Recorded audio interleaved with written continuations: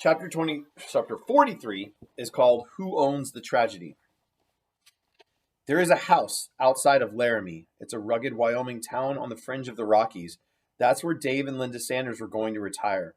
A quiet college town, Laramie may appear desolate to most eyes, but it teems with youthful energy and is the intellectual capital of the state. Dave's Ford Escort could get them there in under 3 hours, and they made several trips a year. They were closing in on it now, 2 years away, maybe 3. They were looking forward to it. They called it retirement, but it was a work addict's version. One off with one career, on to the next. Dave would move up to a college position. Linda had her eye on an antique store. After 25 years at Columbine, David qualified for his teaching pension. It was just a matter of an opening. The University of Wyoming was a good bet. He had been scouting for them for years and coaching the summer camp, and was great friends with the head basketball coach. They would watch their retirement home glide by from the highway every time they approached town. It was a gray ranch house with a wide porch running all the way around. They would add rocking chairs and a porch swing for the grandkids. Linda Sanders thought about that house in Laramie a lot after Dave died. She thought about how different her struggle was from all the other victims. All the attention was on the students and their parents. There is number 13, chapter 43. Kathy Ireland had wanted to save her boy. Now she wanted to get her hands on the kids who did this to him. She looked into Patrick's eyes, serene, like hers before the horror struck. Kathy had breathed tranquility into her family, but it took all of her effort to stay calm around Patrick.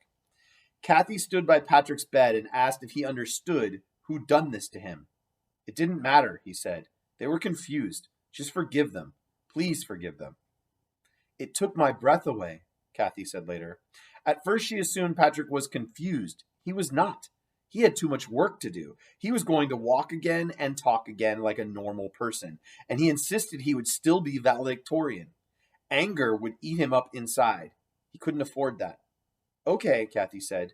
She had been praying incessantly that Patrick would come through this with a sense of happiness, that in time he would find a way to let it go.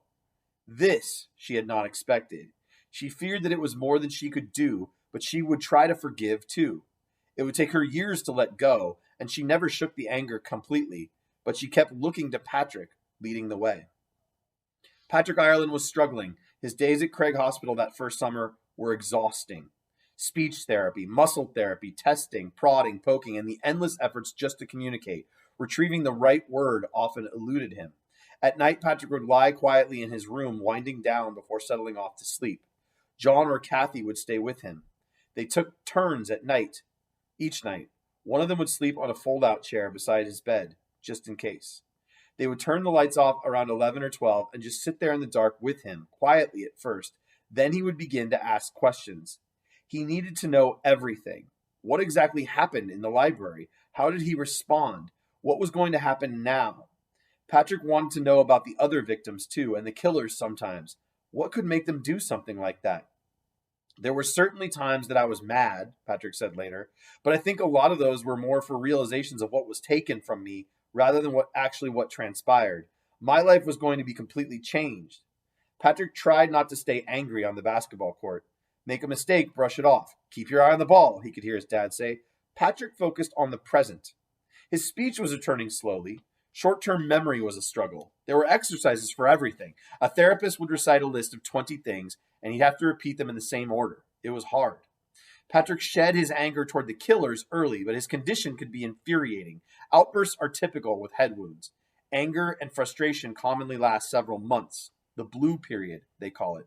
His therapists were tracking that as well. When Patrick shook his fist at them, they would note it in his chart. Patrick stayed at Craig Hospital for 9.5 weeks. He walked out on July 2nd using a forearm crutch to support himself. He wore a plastic brace on his right leg.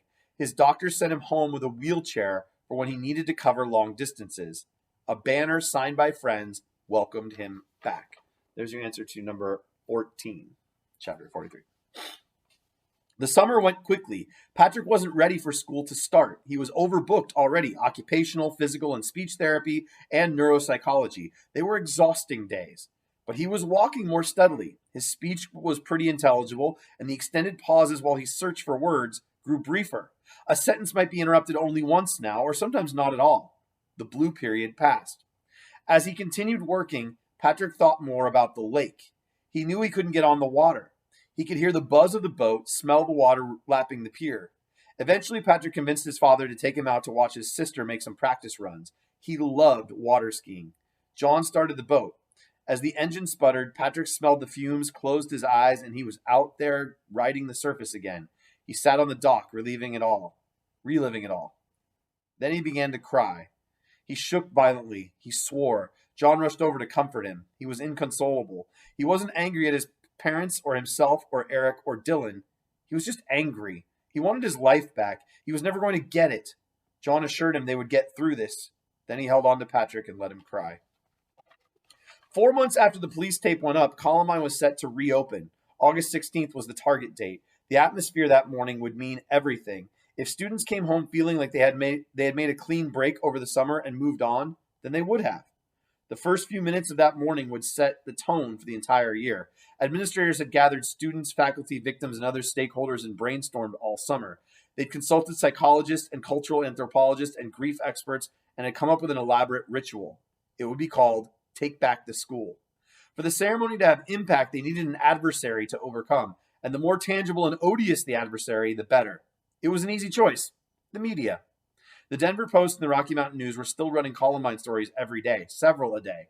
As the fall semester beckoned, coverage shot back up, 10 stories a day between the two papers, and the national outlets were back. How do you feel? Everyone constantly wanted to know. Students started sporting Bite Me t-shirts, and quite a few faculty members did too.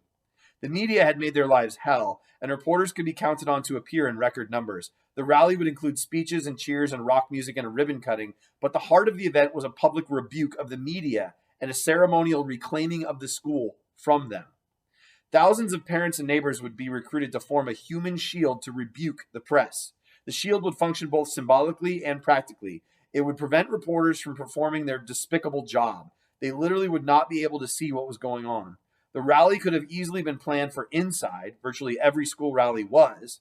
This event would be held outside specifically to stick it to the media. No doors or locks or walls would keep out the media. They would be blocked by a human wall of shame, and the school would dare them to try and cross it. Reporters were kept in the dark about the agenda until 7 days before the rally. On August 9th, the school convened a media guidelines summit. 40 news organizations attended, local and national. The invitation was filled with conciliatory phrases like exchange ideas and balance the interests. The district lined up a group of trauma experts. A professor outlined bereavement. These kids were still in the early stages, and many were suffering from PTSD. Mental repetition of the trauma trapped them there. The TV stations kept recycling the same stock footage: SWAT teams, bloody victims, hugging survivors, kids running out with hands on their heads. Reporters did not like where this was going. Then victims advocate Robin Finnegan introduced the larger idea. Kids felt as if their identities had been stolen. Columbine was the name of a tragedy now. Their school was a symbol of mass murder. They had been cast as bullies or snotty rich brats. There comes a point where victims need to have ownership of their tragedy, Finnegan said. So far, the media owned the Columbine tragedy. That was about to change, the district said. Or good luck getting your precious Columbine Returns stories. Administrators outlined the gist of the ceremony. What's the human chain for? A reporter asked. To shield the students from you folk, district spokesman Rick Kaufman said. Most media would be excluded. A small pool would be escorted in. Reporters were incredulous. One print reporter? The White House didn't limit its pool that tightly. Reporters for the big national papers huddled in the back of the room discussing options to lawyer up. The district wouldn't back down, Kaufman said. In fact, the pool would come only with major concessions. No helicopters, no rooftop photographers, and no breach of school grounds. If we can't get agreement, then there's no pool, he said. Try it, reporters threatened. It will backfire. As long as parents understand that by saying no to everything, again, it's going to be a situation where we're coming out of rocks and stuff in order to get sound and pictures, the TV executive said. And I wonder if the parents really understand, if they think that they control us just by saying no. They're really not. They're forcing us to go in other directions. Kaufman said his back was to the wall. Angry parents had objected to any pool at all. Parents and faculty, they have really hit the wall with you folks. They're saying we're done. Enough is enough. Later that week, a compromise was reached. The pool was expanded slightly, and a bullpen was added within the shield, where interested students could approach cordoned-off reporters. The press agreed to all previous demands and 2 new ones. No kids would be approached on the way to school that morning, and no photographs of any of the injured survivors would be used. The kids finally felt a sense of victory. There is number 15. Mr. D was excited about the rally, but he was also worried about the new kids. It was a principal's thing. The incoming freshman always commanded his thoughts this time of year. Kids would either assimilate quickly or spend 4 years struggling to fit in. The first 2 weeks were crucial. Mr. D chose to combat the chasm by highlighting it. He met with the academic and sports teams and the student senate over the summer, and he gave every kid and every teacher the same mission. These kids will never understand you. They will never endure your pain, never bridge the gap between social classes and that you did. So help them. By and large, they went for it. Kids thought they were overwhelmed by their own struggle, but what they really needed was someone else to look out for. They had to solve a different sort of pain to comprehend how to heal their own. Mr. D's team brainstormed up a slew of activities to grease the transition. The wall tile project seemed like an easy one. For 3 years, kids had been painting 4-inch ceramic tiles in art class.